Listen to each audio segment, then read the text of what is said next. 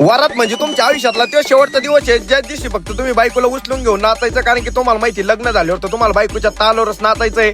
तसंच विषय झालता भाई बंटी शेटला म्हणलं आज घे उचलून तू वहिनीला आज नाच, पण उद्यापासून तू 100% वहिनीच्या तालावर नाचणार, याच्यात काही विषयच नाहीये. तर जय श्रीराम भावांनो, मी अविका ब्लॉगर आणि आजच्या नवीन ब्लॉग मध्ये तुमचं सगळ्यांचं स्वागत. बंटी शेटची वरात होती, म्हणलं आता विषय पंपात करावा होतोय आणि तेवढ्यात मी आमचा सच्चा पाहिला चायला म्हणलं तू लग्नाला नाही आला पण आता वरातीला आलाय, ठेका चुकला ना भैया, पाठाडातच गोटे घालतो, तू लग्नाला आला नाही, तुला लग्नाला 10 भाऱ्या सांगून तू पुण्यालाच बसला. पण भाऊ वरातीला आलता तेवढ्यात आमचा भैया फटाकडे वाजत आणि पाहिला मोकर वाकडे तिकडे फटाकडे वाजत होता.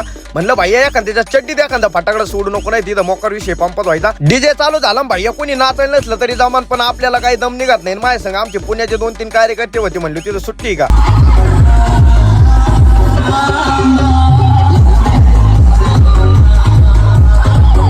आता डीजे वाजलाय म्हणलो तिथं विषय का भैया, आम्ही नाचायला लागलो ना मग सगळा विषय पंपात असतो, सगळा विषय डायरेक्ट पंपात केलता. फक्त आपल्या माणसासाठी हातवर करायचा, फक्त विके ब्लॉगर नाच करते काय.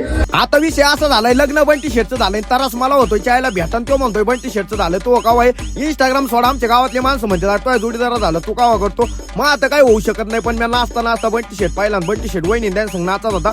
अरे म्हणलं भाऊ तू कुठेतरी चुकातो, इथं विक्या ब्लॉगर आहे, तुला काही गप नाचून देत असतो, काही विषय पंपात करावला आणि त्याच्याशिवाय काय माझ्या येणार नाही. नंतर बंटी शेटला म्हणलं घे वहिनीला उचलून.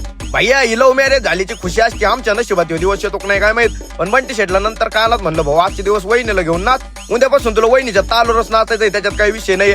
आमचे कार्यकर्ते एवढे बेकार, एका कार्यकर्त्याचं जर्किंग फाडलं, 4-5 जण त्याचा स्नॅप काढत होते, पण भाऊ अपघातच नव्हता, भाऊनी फाडलेल्या जर्किंगाचं टोपी करून वरातीत नाचत होता. भाई विषय पंपात येईन मग तिथं.